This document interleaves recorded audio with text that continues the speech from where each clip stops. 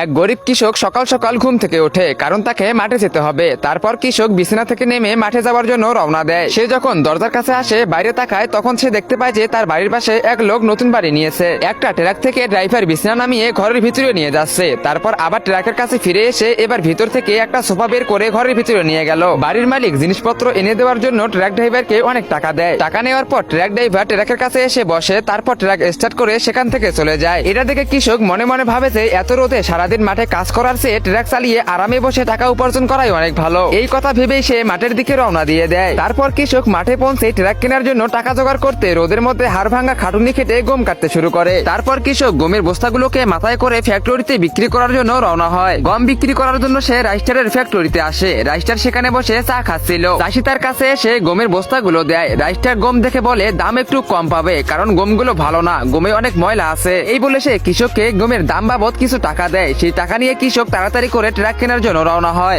Guys, আমি ইদানিং শুনতেছি যে ফ্রি ফায়ার থেকে নাকি পাবজি প্লেয়াররা অনেক বেশি বেড়ে গেছে। তো আজকে আমি এটাই দেখবো। তোমাদের কোনো কিছুই করতে হবে না। তোমরা যদি ফ্রি ফায়ার খেলে থাকো এবং ফ্রি ফায়ারকে ভালোবেসে থাকো, তবে অবশ্যই ভিডিওতে লাইক করে চ্যানেলটিকে সাবস্ক্রাইব করে দাও। আর পাবজিকে ভালোবাসলে কমেন্ট বক্সে কালো লাভ দাও এবং ফ্রি ফায়ারকে ভালোবাসলে লাল লাভ দাও। আমি দেখতে চাই কার অডিয়েন্স সব থেকে বেশি। টাকা নিয়ে কৃষক সোজা ট্রাক কেনার জন্য আজ্জু ভাইয়ের শোরুমে চলে আসে, যেখানে আজ্জু ভাই ঘুমিয়ে ঘুমিয়ে পায়েল গেমিং এর স্বপ্ন দেখতেছিল। কৃষক আজ্জু ভাইকে ঘুম থেকে ডেকে তোলে। আজ্জু ভাই ঘুম থেকে উঠে বলে, কে রে তুই, কি চাই এখানে? তারপর কৃষক গম বিক্রি করা কিছু টাকা দিয়ে বলে, নে ভাই, আমাকে একটা ট্রাক প্যাক করে দে। এই কথা শুনে আজ্জু ভাই শুয়ে শুয়েই বলে, আবে এটা কি কোনো 150 টাকার মিষ্টি নাকি যে তোকে আমি প্যাক করে দেবো? তোর বাপ কখনো ট্রাক কিনেছে? চল যা এখান থেকে, আমাকে ডিস্টার্ব করিস না। কৃষক এত অপমান সহ্য করে আরো টাকা ব্যবস্থা করার জন্য সেখান থেকে চলে যায়। কৃষক রাস্তায় চলতে চলতে একটা ব্যানার দেখতে পায়, যেখানে লেখা ছিল এক ব্যক্তি মদ সাপ্লাই করতে গিয়ে পুলিশের হাতে ধরা পড়েছে। এটা দেখে কৃষকের মাথায় একটা দুষ্ট বুদ্ধি খেলে যায়। তারপরে সে সোজা সবচেয়ে বিপজ্জনক সন্ত্রাসীর আস্তানায় এসে পৌঁছায়। সেখানে সন্ত্রাসী এবং তার দুই চামচা দাঁড়িয়েছিল। তারপর কৃষক সন্ত্রাসীর কাছে হাত জোর করে বলে, আমার টাকার খুব দরকার, আমাকে টাকা দিন, এর বিনিময়ে আমি আপনার মদ সাপ্লাই করে দেব।